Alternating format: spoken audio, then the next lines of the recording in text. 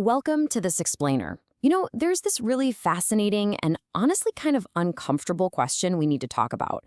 Why is it that achieving political representation doesn't always lead to actual, tangible results for a community? Today, we're diving deep into an essay titled Representation Mistaken for Deliverance. We are going to break down the stark structural disconnect between electing our leaders and actually getting the outcomes we voted for. To set the stage, consider this ancient observation from the book of Ezekiel. It talks about what happens when leaders carefully maintain their own standing but leave the very people who elevated them wanting. It's a 26th-century-old metaphor for political stewardship, but wow, does it perfectly frame a modern problem. We're looking at a leadership class that feeds the machinery of politics, but at the end of the day starves the flock. So here is how we're going to peel the onion on this really complex issue today. First, we'll look at the promise of representation. Then we'll move through the false mirror, the electoral capture trap, ally versus sovereign, the local reality, and finally wrap up with shepherds and the flock. All right, let's jump straight into Section 1, the promise of representation. For decades, there was this deeply held, almost unspoken covenant. The idea was simple. If a community could just secure the franchise, take the office, ascend the bench, and fill the chamber with their absolute best and brightest, well, material deliverance would just naturally follow. Representation wasn't seen as just a tool. It was the deliverance itself. The thought was, put your own people in power, and the conditions on the ground will literally change. But looking back over the decades, the streets beneath those offices haven't always seen the fruits of that climb. That brings us to Section 2, the false mirror. When things don't work out, people naturally start pointing fingers. And when looking at Black civic leadership, observers often point to the Divine Nine, the historically Black fraternities and sororities. These organizations form this massive credentialing network, and their letters are heavily represented among elected officials. So when some of those officials inevitably face indictment or just fail to deliver, it's super tempting to blame the network itself. You have to ask, is this credentialing network the actual cause of the corruption? But hold on, let's rigorously test that assumption for a second.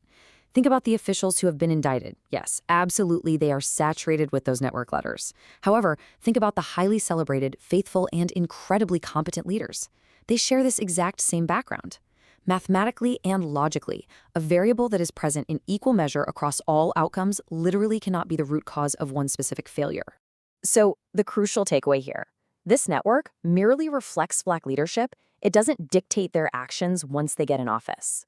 Blaming the fraternity or sorority is like mistaking the reflection in a mirror for the hand that's actually casting it.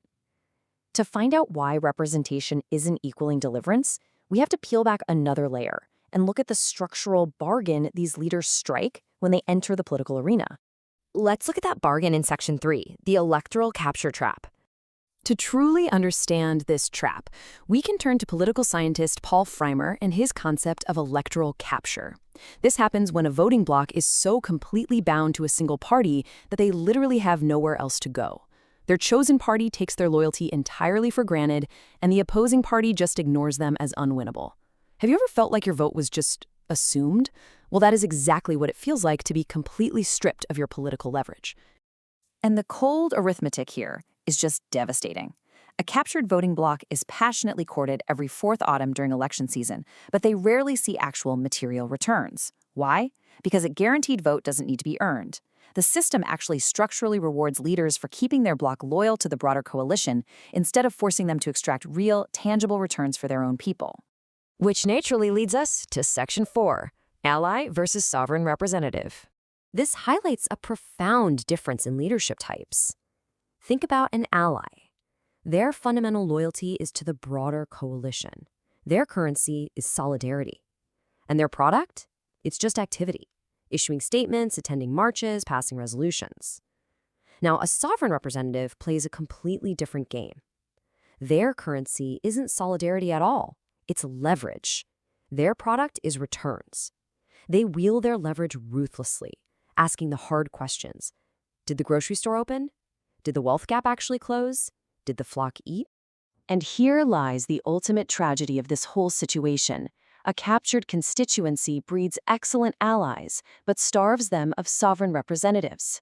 These leaders basically trade their community's leverage for coalition approval.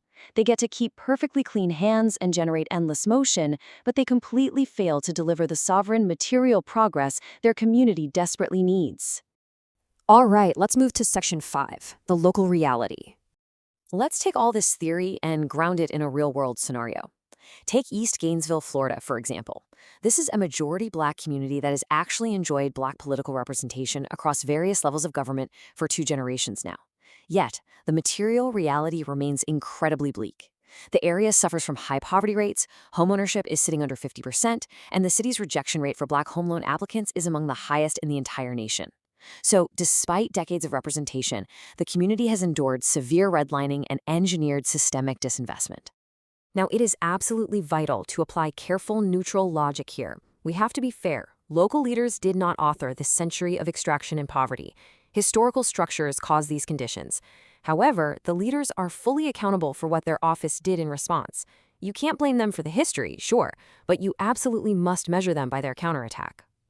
There's this really revealing quote from a local leader, Commissioner Cynthia Chestnut, who noted that after years of broken promises, the goal became simply to turn the first shovel of dirt.